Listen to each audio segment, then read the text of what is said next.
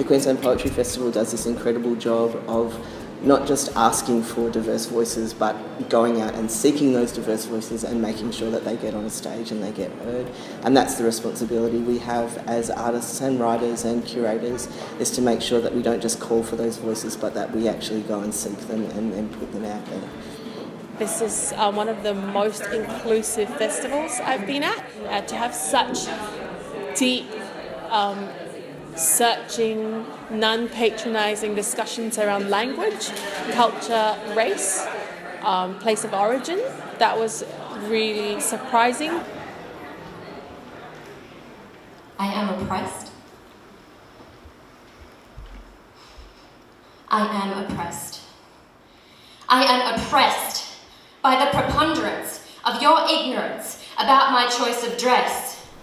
And they say live by the sword, die by the sword, but the word sword has the word in it, because our words can be the antidote.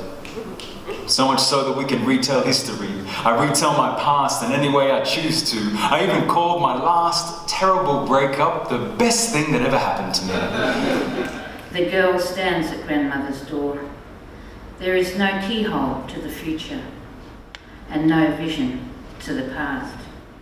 I think just being around a lot of poets and sort of, because in my day-to-day life I don't really know many writers. You know, most of my friends are graffiti artists or musicians or whatever, so it's quite fun being around other people and just sort of seeing their interpretation of poetry as well in a way, you know, because everyone's so different. It's really cool to go to a festival that's just for poetry, because usually, you know, poetry is like a bit on the sidelines at literary festivals.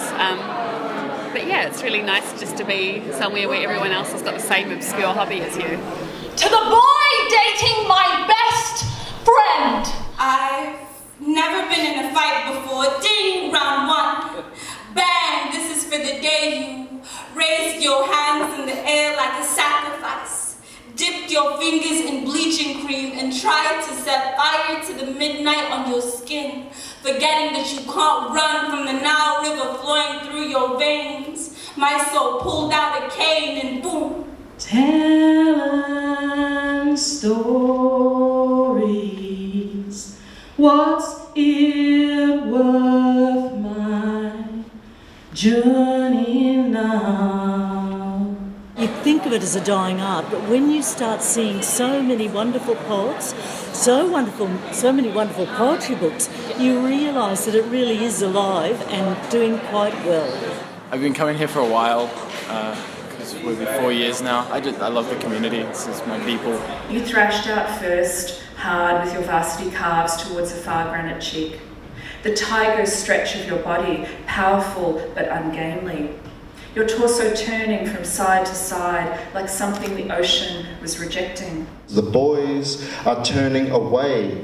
They are turning into fathers and bus drivers and poets, uncles and bosses and boyfriends, in servos and courtrooms, in boardrooms and pubs. The boys are turning into men.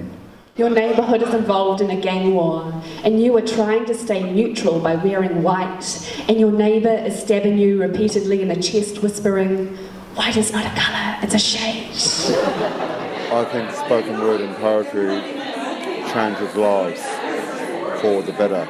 She told me not to worry, but in my head I was worrying. She told me she loved me, but I heard she loved him. She told me to communicate my feelings more, so I reached my back pocket to grab a pen, because instead of her not listening to me again, I wrote a poem. That night, a man on the downtown local stood up and said, "My name is Ezekiel. I am a poet."